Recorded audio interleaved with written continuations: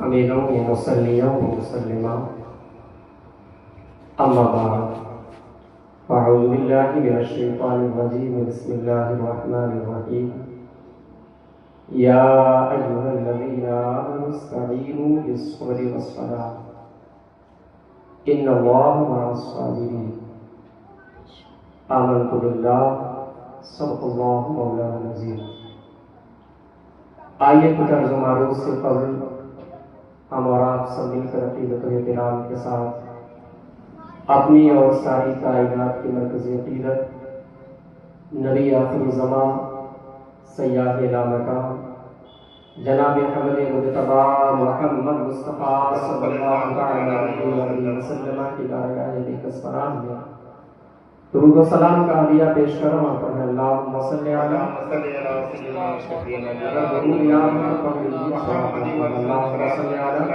سیدنا شفیعنا نبینا محمد وعلیہ وسلم صلاۃ و سلام علیک یا رسول اللہ صلی اللہ علیہ وسلم.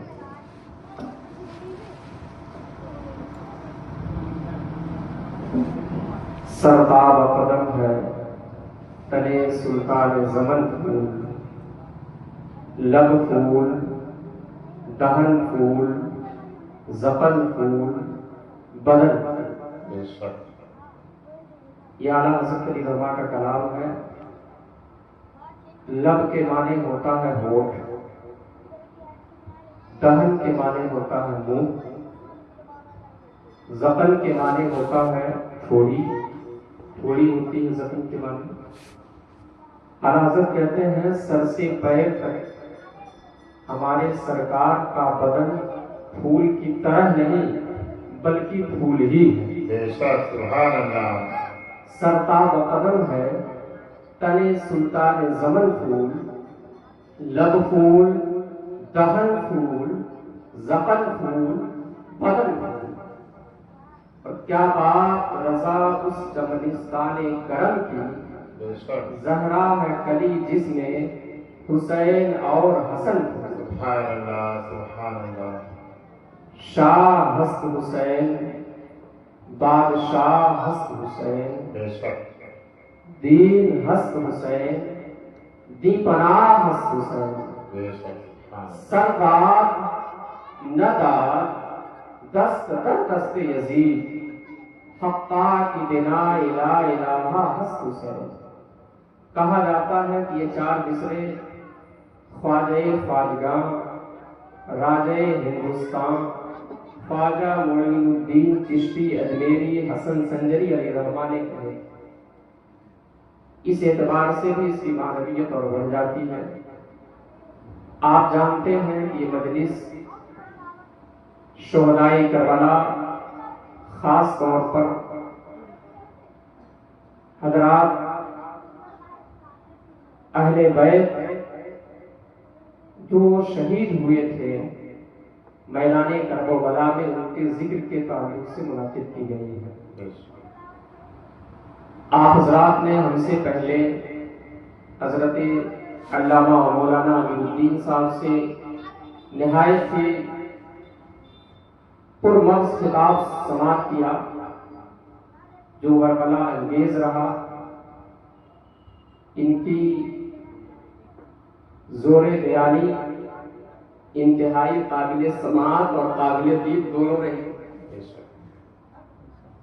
تھوڑی سی کچھ باتیں میں بھی عرض کروں گا. آج کے اس پروگرام کے خصوصی خطیب حضرت علامہ مولانا وسیم اختر عزیزی صاحب،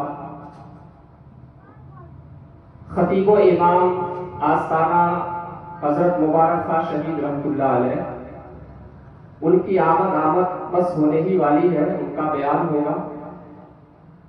تھوڑے وقتوں کے لیے میں بھی حاضر ہوا. پروگرام تھوڑا لیٹ سے شروع ہوا ہے. جو لوگ سنیں سنجیدگی کے ساتھ. مجھے بہت زیادہ آپ کے نعروں کی اور واہ واہ کی تمنا نہیں ہے.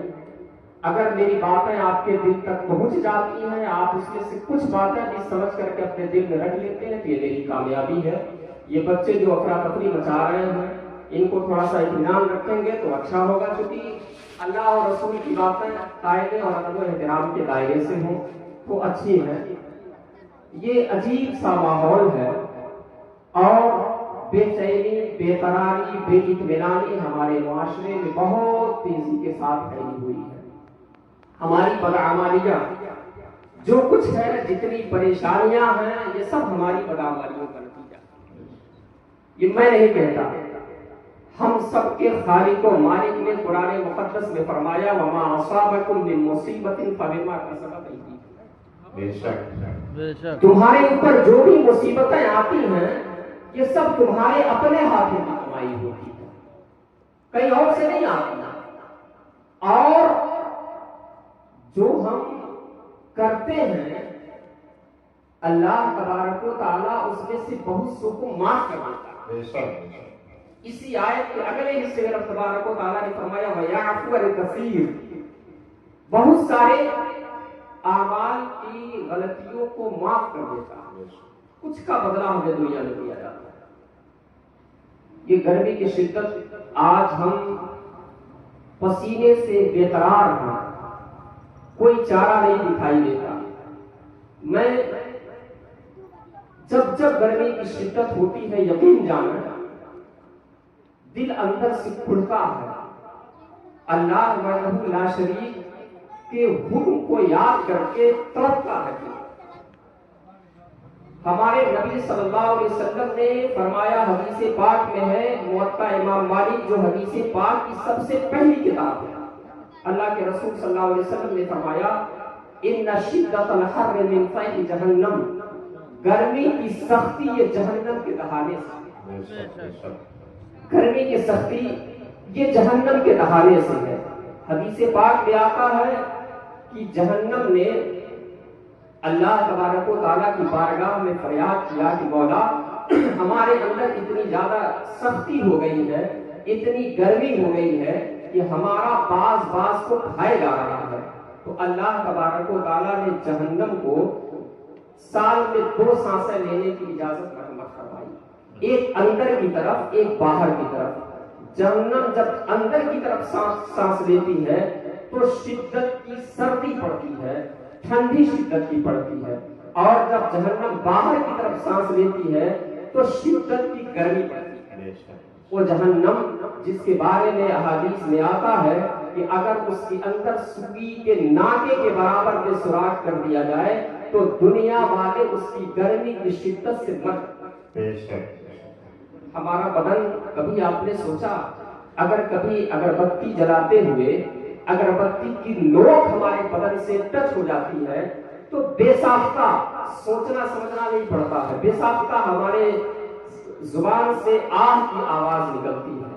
جو بدن اگربتی کی نوک جیسی چنگاری کو نہیں برداشت کر سکتا ہے، وہ بدن جہنم کی آگ کو کیسے برداشت کرے گا؟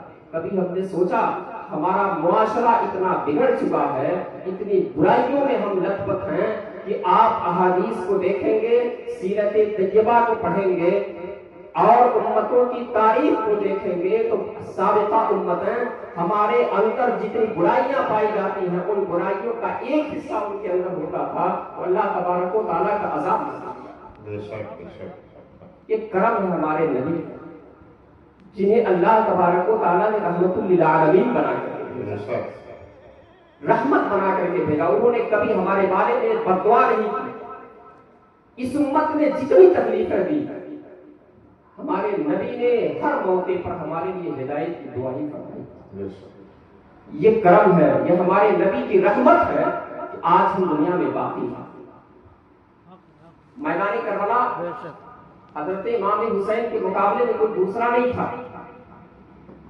وہ بھی کلمہ پڑھتے تھے، نبی کا نام لیتے تھے، نبی کی رسالت کا اقرار کرتے تھے. تاریخ کے واقعات میں اس سے بڑا شرمناک واقعہ کوئی نہیں.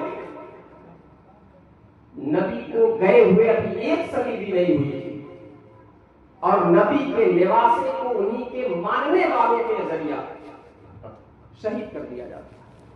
وہ بھی اتنی ظالمانہ طریقے پر شہید کر دیا جاتا ہے کہ تاریخ اس کی مثال نہیں پیش کر سکتی. آپ بتائیں سابقہ امتیں ایسے واقعات پر دنیا سے اس کو نابود کر دیا. یہ ہمارے نبی صلی اللہ علیہ وسلم کی مہربانی، کرم، آپ کی رحمت کہ آپ نے امت کے تمام تکلیفوں کو برداشت کرتے ہوئے ہمیشہ ہماری حفاظت کے لیے، ہماری کامیابی کے لیے، ہماری ہدایت کے لیے دعا کی۔ اس کا صدقہ ہے کہ آج ہم باقی ہیں۔ ابھی قاری صاحب نے کہا ہے کہ ہم صدقے ہی پر ہیں، ہم صدقے ہی پر ہیں۔ اور تھوڑا سا کڑوا جملہ ہے، صرف ایسے غدار ہماری قوم میں پائے جاتے ہیں جو نبی کی کھا کر اور نبی کی میلاد پر ہی اعتراض پیدا کرتے ہیں۔ پوری تاریخ میں کوئی ایسی قوم نہیں ہے جو اپنے پروفیٹ کا، اپنے ریفارمر کا جنم دن نہ مناتی ہے یا اس کے منانے پر اختلاف کرتی ہے۔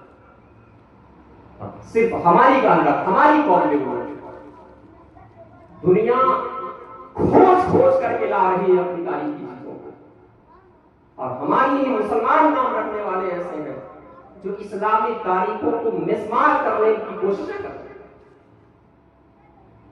جب ہم خود بگاڑنے لگے ہیں تو دنیا کیوں نہ ہمیں بگاڑنے لگے؟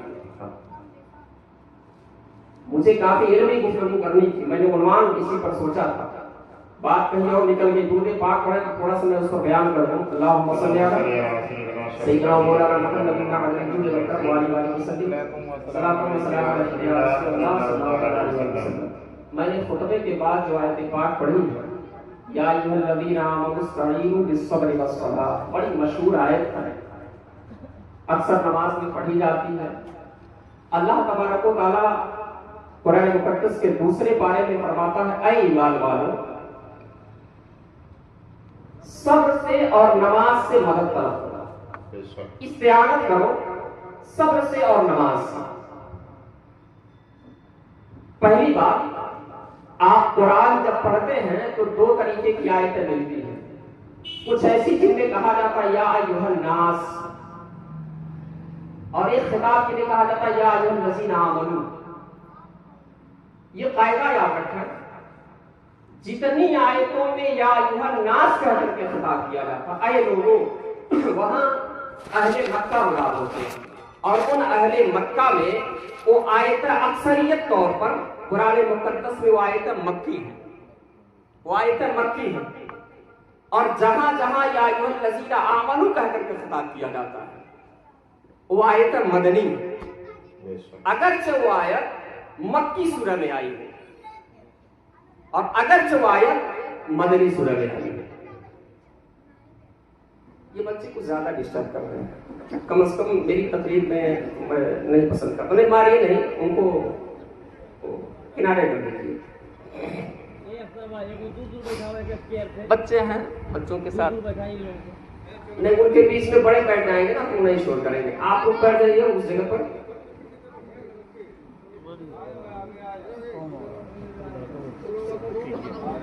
یہ ٹھیک سے بیٹھے ہو، وہاں کچھ بچے جو بیچ میں بیٹھے ہوئے ہیں وہ ڈسٹرب کر رہے ہیں، بڑے لوگ وہاں بیٹھ جائیں گے تو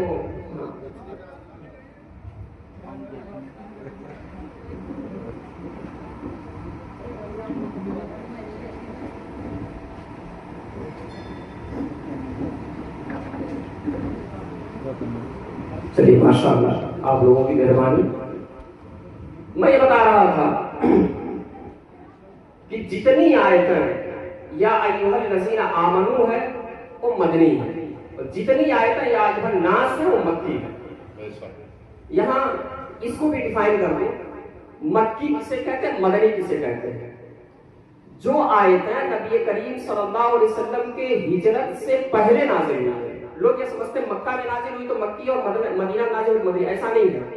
جو آیتیں مکہ نبی کریم صلی اللہ علیہ وسلم کے ہجرت سے پہلے نازل ہوئی ہیں وہ مکی ہے، وہ چاہے جہاں نازل ہوئی، ہجرت سے پہلے نازل ہوئی ہے تو مکی ہے، اور ہجرت کے بعد نازل ہوئی ہے تو مدنی ہے۔ اب اس آیت میں یا ایھا الذین آمنوا میں پتا چلا کہ اس سے میں خطاب کیا گیا ہے اہل مدینہ کو، لیکن مخاطب پورا عالم ہے، پوری دنیا کے مومنین، اور کہا کہ اے ایمان والو مدد طلب کرو صبر سے اور نماز سے۔ یہ کوئی آسان کام نہیں ہے. نماز سے اور صبر سے مدد طلب کرنا یہ کوئی آسان کام نہیں ہے. یہ میں نہیں کہتا، اللہ تبارک و تعالیٰ نے اسی قرآن مقدس کے پہلے پارے میں فرمایا وَاسْتَعِينُوا بِالصَّبْرِ وَالصَّلَاةِ وَإِنَّهَا لَكَبِيرَةٌ إِلَّا عَلَى الْخَاشِعِينَ. پہلے پارے میں اللہ رب العزت فرماتا ہے صبر سے اور نماز سے مدد طلب کرو، لیکن یہ یاد رکھو کہ یہ بھاری ہے، ایسا کرنا آسان نہیں ہے. وَإِنَّهَا لَكَبِيرَةٌ، تاکید کے ساتھ فرمایا بے شک یہ بھاری ہے، مگر خشوع والوں کا، یعنی جن کے دل میں اللہ تبارک و تعالیٰ کا ڈر ہے، اس کی خشیت ہے، ان پر بھاری نہیں ہے. یہ خشیت والے ہیں کون؟ اسی پہلے پارے میں اس کے جسٹ بعد اللہ تبارک و تعالیٰ نے فرمایا الذین یظنون انہم ملاقو ربہم، وہ لوگ جو یہ یقین رکھتے ہیں کہ اپنے رب سے ملنے والے ہیں. یہ خشیت والے کون ہیں؟ وہ لوگ جو یہ یقین رکھتے ہیں وہ اپنے رب سے ملنے والے ہیں، جن کے دل میں یہ تصور پیدا ہو جائے ہمہ وقت کہ ہم اپنے رب کی بارگاہ میں ضرور جانے والے ہیں، چاہے جو کر لیں، جتنے انتظامات کر لیں، اس دار فانی سے جانا یقینی ہے.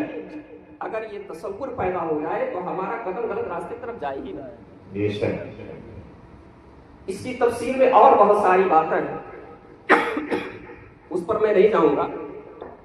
اس کا اگلا حصہ ہے صبر. صبر کہتے کس کو؟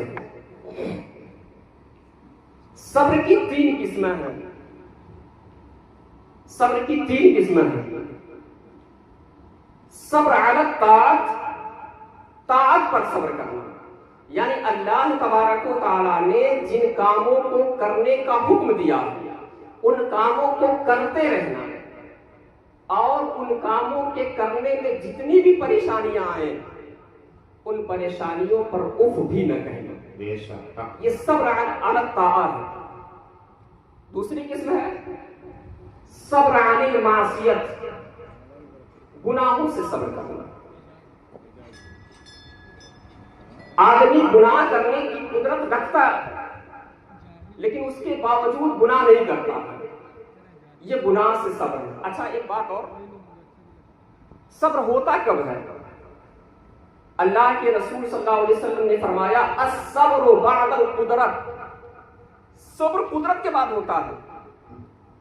اور ایک اور حدیث پاک میں ہے آپ صلی اللہ علیہ وسلم فرماتے الصبر عند الصدمۃ الاولى، صبر یہ صدمہ اولا کے وقت ہوتا ہے، یعنی جیسے مصیبت آئی اسی وقت صبر کر لیا. ایسا نہیں ہے کہ مصیبت آئی خوب رویا، خوب چلایا، خوب واویلا مچایا اور تھک ہار کر کے کہا صبر کر لیتے ہیں، یہ صبر نہیں ہے. صبر قدرت کے بعد ہوتا ہے. اگر کسی نے آپ کو ایک تماچا مارا، آپ کے پاس طاقت تھی کہ آپ پلٹ کر کے اس کو اس سے زوردار تماچا ماریں لیکن نہیں مارا، یہ صبر ہے.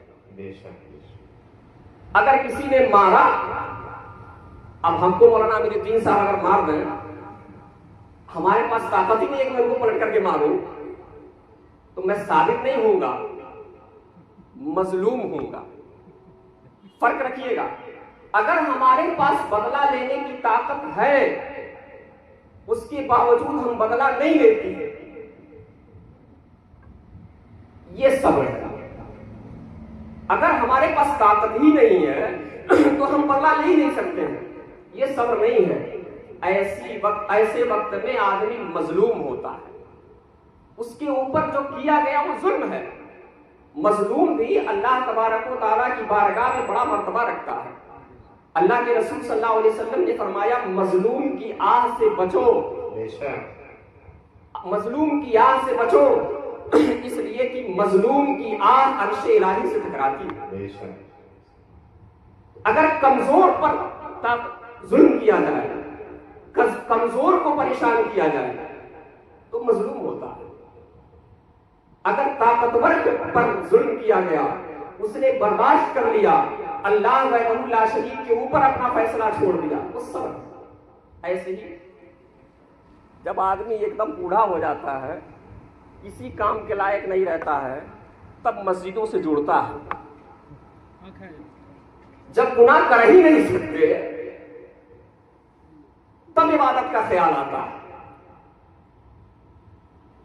ریاض الصالحین ایک حدیث پاک کی کتاب، اللہ کے رسول صلی اللہ علیہ وسلم فرماتے ہیں 7 ایسے اشخاص ہیں جنہیں اللہ تبارک و تعالی اس دن اپنا سایہ رحمت عطا فرمائے گا جس دن اس کے سایہ کے علاوہ کوئی سایہ نہ ہوگا۔ جس میں سے ایک آپ نے فرمایا، ایک وہ شخص ہے جو اللہ کی یاد کرتے ہوئے جوان ہوا ہے۔ من نشأ فی ذکر اللہ، جو اللہ کا ذکر کرتے ہوئے جس کی نشو و نما ہوئی ہے۔ اسی حدیث میں ہے اللہ کے رسول صلی اللہ علیہ وسلم نے فرمایا کہ جس نے اللہ تبارک و تعالیٰ کو ذکر کیا، من ذکر اللہ خالیا ففازت عیناہ، جس نے تنہائی میں اللہ تبارک و تعالیٰ کا ذکر کیا اور اس کی آنکھیں بند پڑی، رونے لگا۔ یہ آنسو جو تنہائی میں اللہ کی خوف سے ہمارے آنکھوں سے نکلتے ہیں، یہ بڑی اہمیت رکھتے ہیں، اللہ کی بارگاہ میں انتہائی اہم مقام رکھتے ہیں۔ لیکن شرط یہ ہے کہ ہم روئیں، ہمارے سجدے آنسوؤں سے لبریز ہوں۔ آپ نے سنا نہیں، بخاری شریف کی حدیث پاک ہے، اللہ کے رسول صلی اللہ علیہ وسلم سے پوچھا گیا، یا رسول اللہ من احسان، احسان کیا ہے، اچھائی کیا ہے؟ تو اللہ کے رسول صلی اللہ علیہ وسلم نے فرمایا، ان تعبد اللہ کأنک تراہ، تم اللہ کی عبادت ایسے کرو جیسے تم اللہ کو دیکھ رہے ہو۔ بے شک بے شک۔ اگر ایسا نہ ہو سکے، فإن لم تکن تراہ فإنہ یراک، اگر تم اسے نہیں دیکھ سکتے تو کم سے کم یہ تصور پیدا کرو کہ وہ تم کو دیکھ رہا ہے۔ نماز کا حقیقی مزہ اور اپنے آنکھوں میں آنسو اسی وقت آئیں گے جب آپ کے دل میں یہ تصور پیدا ہو نماز میں کھڑا ہوتے ہوئے کہ اللہ تبارک و تعالیٰ ہمیں دیکھ رہا ہے، ہماری حرکتوں کو دیکھ رہا ہے۔ تو نماز میں ہم تب جوڑتے ہیں جب گناہ کر ہی نہیں سکتے۔ اور صبر علی المعصیت کیا ہے کہ گناہ کی طاقت ہو، گناہ کر سکتے ہو، اس کے باوجود گناہ نہ کریں۔ اب آپ ان صبر کے تینوں قسموں پر غور کریں۔ پہلی قسم صبر علی الطاعات، اللہ نے جو حکم دیا اس پر پابندی سے کاربند رہیں، جو مصیبتیں آئیں اس کو عمل کرنے میں اس کی کوئی پرواہ نہ کریں۔ دوسری صبر علی المعصیت، گناہ کرنے کی طاقت ہے اس کے باوجود گناہ سے بچ رہے ہیں۔ صبر علی المصیبت، مصیبت آ گئی ہے، ہمارے اندر طاقت و قوت ہے کہ جس نے ہم پر ظلم کیا اس سے بدلہ لے سکیں، لیکن ہم صبر کرتے ہیں، اس کا فیصلہ اللہ کے ذمہ کرم پر چھوڑتے ہیں۔ یہ صبر علی المصیبت ہے۔ اب آپ غور کریں، اللہ تبارک و تعالیٰ کے حبیب پیارے آقا صلی اللہ علیہ وسلم کے نمازے، ہم سب کی امام حضرت امام حسین میدان کربلا میں گئے تھے۔ حضرت امام حسین مظلوم ضرور تھے لیکن صبر کی اس منزل پر تھے۔ آپ چاہتے دعا نہ کرتے، دل میں خواہش پیدا کرتے کہ اللہ یزیدی لشکر تباہ و برباد ہو جائے، تو حضرت امام حسین کے دل کی خواہش ہوتی اور یزید کا پورا لشکر تباہ و برباد۔ ارے بھائی سیدھی سی مثال آپ سمجھیں، ہمارے جیسے گنہگار مولوی انہی کے نام کا صدقہ کھا کھا کے جی رہے، جو زبان غلاظتوں میں ملبس ہے، نماز پڑھ کے نکلتی ہے، کسی کے اوپر پڑھ کر کے کچھ صورتیں دم کر دیں، اس زبان میں اتنی تاثیر ہو جائے کہ اسے شفا مل جاتی ہے۔ آج بھی ملتی ہے، اگر نہیں ملتی تو مسجدوں پر بھیڑ نہیں لگتی۔ آج بھی اتنے نفرت پھیلانے کے باوجود مسجدوں کی بھیڑ بتاتی ہے کہ لوگوں کو شفا ملتی ہے۔ نہ جانے کتنے لوگ تعویذوں کی دکانیں کھول کھول کر کے ان کے نام پر کما کھا رہے ہیں۔ یہ بتاتا ہے کہ قرآن پاک کی آج بھی برکتیں قائم ہیں۔ جب ہمارا کام چلے تو حضرت امام حسین تو دعا نہ کرتے، صرف رب کی بارگاہ میں خواہش کر لیتے کہ مولا یزیدی لشکر تباہ و برباد ہو جائے، تو میرا ایمان کہتا ہے کہ یزید کا بچہ بچہ تباہ و برباد ہو جائے۔ بے شک بے شک، اسے کہتے ہیں صبر۔ اور جب ایسے صبر کی منزل پر آدمی پہنچتا ہے تب اللہ تبارک و تعالیٰ فرماتا ان اللہ مع الصابرین، بے شک اللہ تبارک و تعالیٰ صبر کرنے والوں کے بے شک، سبحان اللہ سبحان اللہ۔ ہمارا حال کیا ہے؟ ہم صرف یہ پڑھ لیتے ہیں ان اللہ مع الصابرین، لیکن وہ صبر کرنے والے ہیں کون، اس پر غور نہیں کرتے۔ قرآن مقدس میں بڑی مشہور آیت ہے ان اللہ یحب التوابین، اللہ توبہ کرنے والوں کو محبوب بنا لیتا ہے۔ بے شک، توبہ کرنا بہت ضروری ہے، اتنا ضروری ہے اللہ کے رسول صلی اللہ علیہ وسلم، ہمارے رسول اللہ نے رسول کو بھیجا اس لیے تھا کہ ہم ان سے سلیقہ سیکھ جائیں۔ آپ نے سنا ہوگا علماء سے اللہ نے رسول کو بھیجا، رسول کا دنیا میں آنا ہی معجزہ ہے، بھیجا اس لیے تھا انسانی لباس میں کہ ہم سیکھ جائیں کہ ہم کو کھانا کیسے بے ہے، شک، چلنا کیسے ہے، پہننا کیسے ہے، باتیں کیسے کرنی ہے، جنگ کیسے کرنا ہے۔ اللہ کے رسول صلی اللہ علیہ وسلم دیکھیے ذہن سے بات کرتے ان اللہ یحب التوابین و یحب المتطہرین۔ ہاں بتا تھا ریاض الصالحین میں حدیث پاک ہے اللہ کے رسول صلی اللہ علیہ وسلم ایک دن میں 70 مرتبہ 100 مرتبہ توبہ کیا کرتے تھے۔ آپ بتائیں حضور کو توبہ کی ضرورت تھی؟ حضور تو ایسے ہی معصوم علی خطا ہے، بے شک، حضور وہ ہے جن کے صدقے میں سارے انبیاء کو نبوت ملی ہے، بے شک، حضور وہ ہے جن کے صدقے میں ساری کائنات بنی ہے، بے شک، حضور وہ ہے جن کے صدقے میں سارے علم والوں کو علم کی خیرات ملی ہے۔ بے شک، بے شک، اکثر، اس کے باوجود ہمارے حضور ایک ایک دن میں 70 مرتبہ توبہ کرتے تھے، اور ہم اسے لگتا ہے اللہ کے پاس سے لکھوا کے لائے۔ سب کا حال ہے یہ، بس سوچیے گا میں خالی آپ کو کہہ رہا ہوں، پوری امت مسلمہ اس میں شامل ہے۔ ہمیں ایسا اس غفلت میں پڑے جیسے لگتا ہے کہ اللہ کے پاس سے لکھوا کے لے آئے ہیں، جنت ہمیں کو ملے گی دوسرے کو نہیں ملے گی۔ توبہ کرنا چاہیے۔ بے شک، حضرت امام غزالی ایک بڑے مشہور امام گزرے ہیں، وہ کہتے ہیں کہ انہوں نے اپنے استاذ کو خواب میں دیکھا۔ ان کے استاذ نے یہ بیان کیا تھا کہ ان کے استاذ تقریباً 30 سال سے لگاتار توبہ کرتے تھے اللہ کی بارگاہ میں۔ بے شک، کہا جاتا ہے توبہ نصوحہ، جسے میسر آ جائے وہ اللہ کی بارگاہ کا محبوب ہو جائے۔ بے شک، امام غزالی کہتے ہیں کہ ان کو استاذ نے کہا کہ میں 30 سال سے توبہ کر رہا تھا اللہ کی بارگاہ میں، لیکن مجھے توبہ نصوحہ کی لذت نہیں ملتی۔ تو انہوں نے اپنے استاذ کو خواب میں دیکھا اور دیکھنے کے بعد پوچھا استاذ گرامی میں 30 سال سے اللہ کی بارگاہ میں توبہ کر رہا ہوں لیکن مجھے توبہ نصوحہ نہیں میسر آتا، اس کی وجہ کیا ہے؟ تو ان کے استاذ نے کہا اللہ سے اتنی بڑی چیز مانگ رہے ہو اور چاہ رہے ہو کہ جلدی سے ہو جائے۔ انہوں نے کیسے کہا؟ قرآن نہیں پڑھا؟ اللہ رب العزت فرماتا ہے ان اللہ یحب التوابین، جو توبہ کر لیتا ہے اللہ تبارک و تعالیٰ اسے اپنا محبوب بنا لیتا ہے۔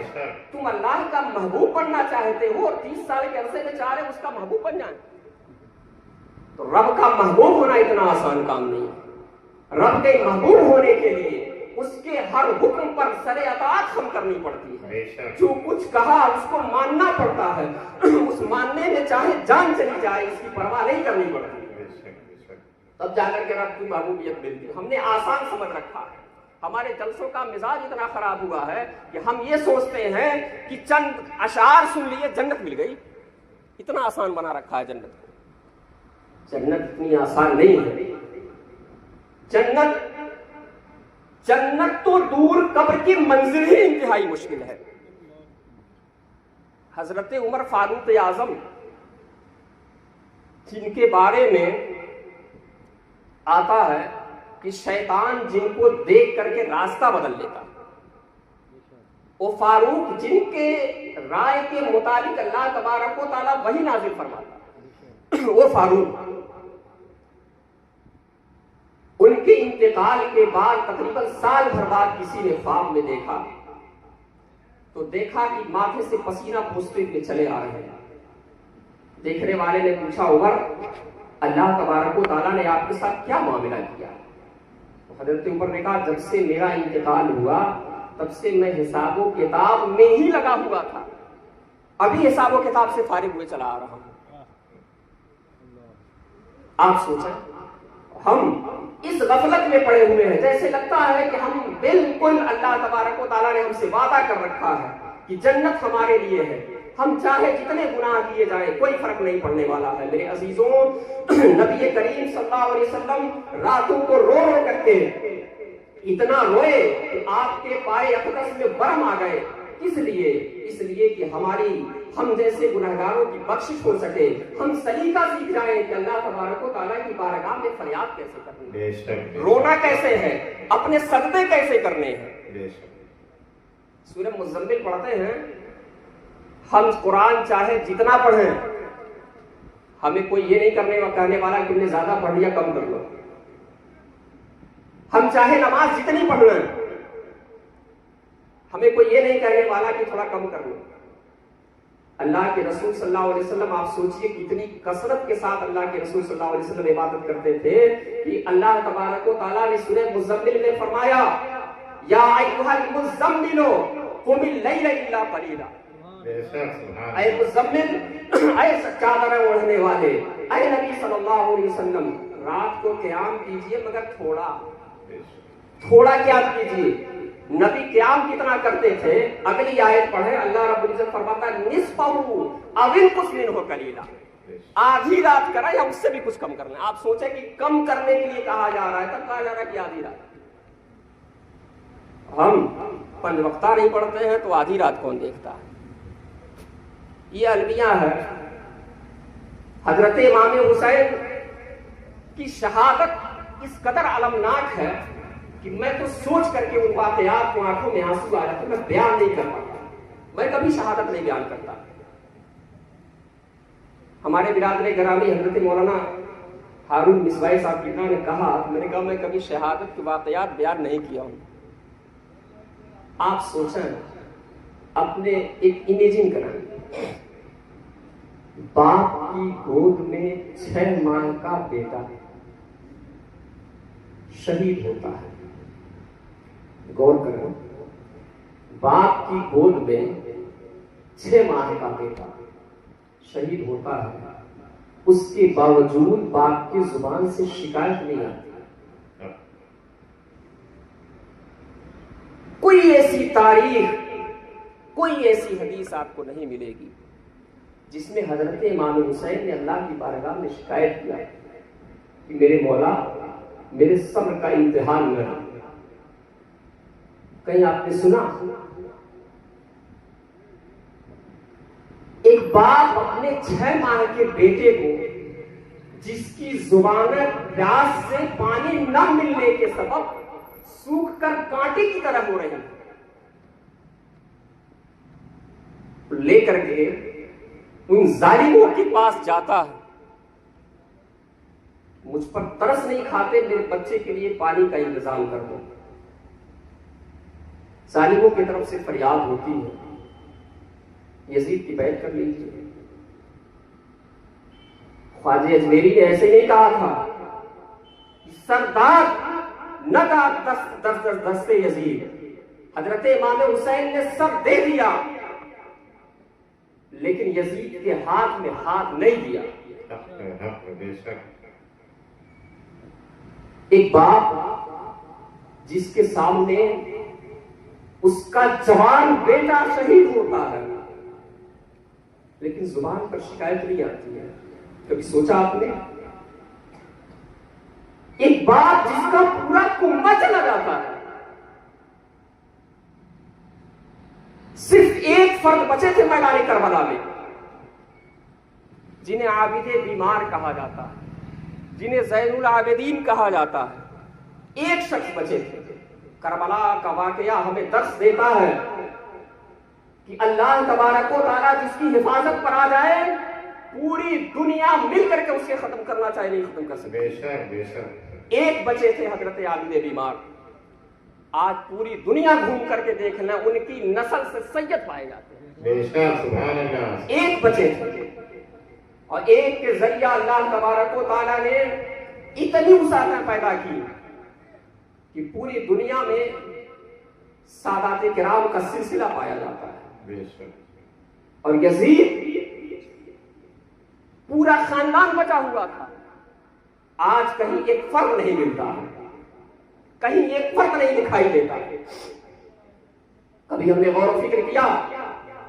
नारा लगा लीजिए भाई, नारे तकबीर, नारे तकबीर, नारे रिसालत, नारे रिसालत, उलमाए अहले सुन्नत, नारे सुन्नत, नारे तकबीर, नारे रिसालत, उलमाए अहले सुन्नत, नारे तकबीर, नारे रिसालत। आप देख रहे हैं वक्त भी काफी हो गया, अभी आए ही लेट से, तो दुरूद पाक पढ़ा, मैं थोड़ा सा और बयान करूं। अल्लाहुम्मा सल्ली अला सय्यिदिना व मौलाना मुहम्मद व अला आलिहि व सल्लम। मैं बता रहा था कि सादात किराम हजरत इमाम हुसैन का पूरा कुंबा बिखर गया। यजीदियों ने कोई कमी न छोड़ी थी खत्म करने की, लेकिन अल्लाह तबारक व तआला हिफाजत करने वाला है। कहा जाता है फानूस बन के जिसकी हिफाजत खुदा करे वो शम्मा क्या बुझे जिसे रोशन खुदा। बेशक बेशक सुभान अल्लाह सुभान अल्लाह। हमारा किरदार कैसा है आप बताएं? किसी का इंतकाल हुआ हो, किसी के घर किसी जवान का नहीं, किसी बच्चे का नहीं, किसी बूढ़े का ही इंतकाल हुआ और ले जाकर के ढोल बजाना शुरू कर दिया, कैसा लगेगा? ले जाकर के ढोल बजाना शुरू कर दिया, ये हमारा अमल हुसैनी है? तकलीफ इस पर होती है। आजकल एक नया तरक्की कर लिया है, पटाखा फोड़ते हैं और वो तोप वाला पटाखा फोड़ते हैं। कहां हम जा रहे हैं? हम ये नहीं कहते कि आप शियाओं की तरफ सीना पीटने लगी। सीना को भी हराम है इस्लाम में, सीना पीटना। हदीस पाक में आता है कि जितने लोग, आप इस बात का ख्याल कीजिएगा, लोगों का इंतकाल होता है तो औरतें बाल नोचती हैं, तरह तरह के उसके बखान कर करके रोती हैं। हदीस पाक में आता है कि फरिश्ते मुर्दे से कोच कोच के पूछते हैं। नहीं, औरतें कहती है हमारा पहाड़ था तो हमारा ये था तो हमारा वो था। मरने वाले के बारे में जितनी इफरात और तफरीज से काम लेती हैं, फरिश्ते मुर्दे से कोच मार मार कर कोच कोच के पूछते हैं उससे, क्या तू ऐसा था?